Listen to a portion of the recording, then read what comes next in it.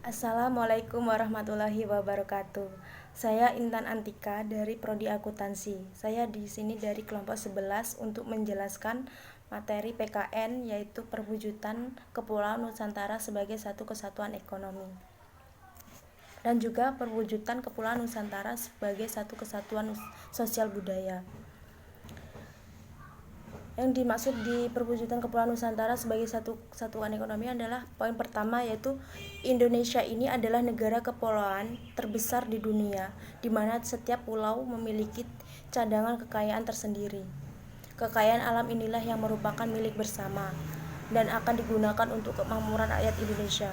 Namun, walaupun demikian, tidak semua kekayaan alam yang tersimpan dalam perbumi Indonesia ini dapat dimiliki atau dikuasai oleh rakyat. Namun beberapa cabang usaha yang penting akan dikuasai oleh negara agar tidak terjadi monopoli sumber daya oleh rakyat yang lebih kuat. Hal inilah yang akan sesuai dengan sistem perekonomian Indonesia. Poin kedua, Indonesia terdiri atas berbagai macam suku, bahasa, kekayaan wilayah dan kebudayaan daerah. Pasti setiap wilayah memiliki ciri khas wilayahnya tersendiri. Ciri khas tersebut dapat dilihat dalam upaya pengembangan ekonomi setiap daerah. Misalnya, produk-produk kerajinan khas daerah yang diperjualbelikan. Setiap daerah di Indonesia diberikan kewenangan untuk mengatur dan mengelola kekayaan daerah dan mengembangkannya dalam perekonomian.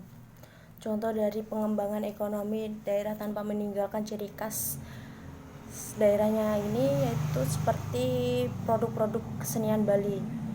Bali sendiri sebagai salah satu wilayah Nusantara yang memiliki budaya yang sangat kental. Produk kerajinan yang diciptakan tidak luntur dan terlepas dari ciri khas daerah Bali tersebut. Poin ketiga, kehidupan perekonomian di seluruh wilayah Nusantara merupakan satu kesatuan ekonomi yang diselenggarakan sebagai usaha bersama atas asas kekeluargaan dan ditunjukkan bagi sebesar-besar kemakmuran masyarakat. Negara Indonesia ini mempunyai pandangan yang khusus tentang perekonomiannya. Hal ini termuat dalam UUD 1945 bab 14 pasal 33 ayat 1 yang menyebutkan bahwa perekonomian disusun sebagai usaha bersama berdasarkan atas asas kekeluargaan. Maksudnya di sini yaitu produksi yang dikerjakan oleh semua untuk semua di bawah pimpinan atau kepemilikan anggota-anggota masyarakat. Kemakmuran masyarakatlah yang diutamakan, bukan kemakmuran orang per orang.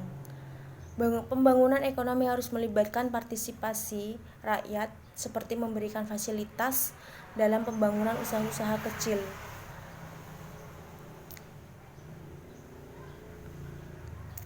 Yang kedua yaitu perwujudan